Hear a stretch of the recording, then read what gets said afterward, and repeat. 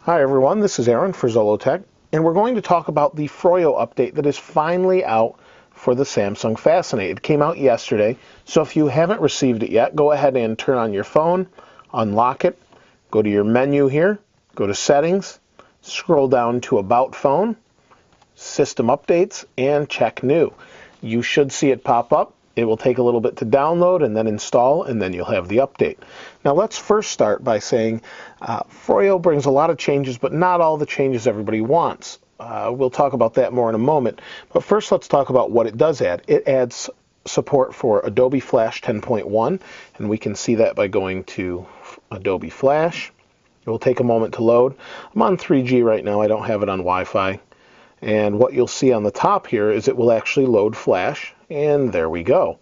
So it does work. It also improves browser speed when it comes to Java and things like that. If I go to Zollotech here, and we'll go to zollotech.com, and it should load. And it does improve browser speed. It does feel a little bit quicker in the little time that I've used it. It also allows you to voice search the web using Bing. If we tap and hold the search button, we can say search for Froyo and see what it says since I was talking during it. But you can voice search with Bing.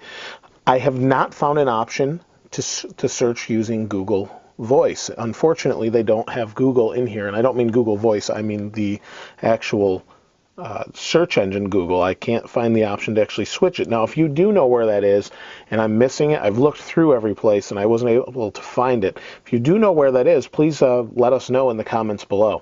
Now, let's talk about the email and messaging. Email now has features to move messages between folders in Exchange Mail with ease. I don't use Exchange, but that should be pretty self-explanatory. You can also easily delete all messages in your sent and trash folders with Exchange email without being prompted to close the application. Again, another thing I actually haven't used myself, but may be helpful to others. And when using Swipe, it will now complete sentences properly with the proper use of upper and lowercase letters. Now, dialed calls actually display correctly within the dialer application now. Specifically, I'm not sure what that means, but some of you may know, so let me know if you had issues before. We also have an option to press the speaker button. Will activate speakerphone when you're connected with a Bluetooth device. You can also turn on the backlight when the phone is mounted in a car dock, and it will no longer activate the speakerphone.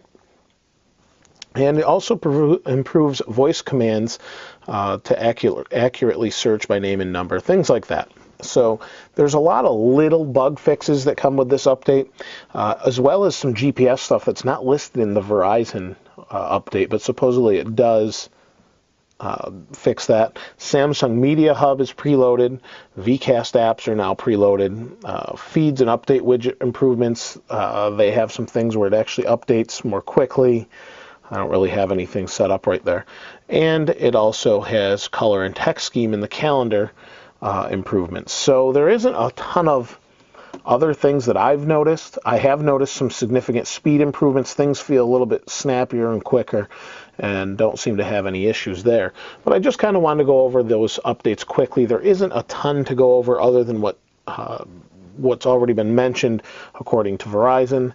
Like I said, I wasn't able to find that Google feature that I really wanted for navigation and that sort of thing. So if you're able to find that and I'm just missing it somewhere, please let me know in the comments below. Otherwise, we'll have to wait for that in a future update. If you haven't subscribed to this channel already, I appreciate it. Go ahead and hit the subscribe button. Thanks for watching. This is Aaron. I'll see you next time.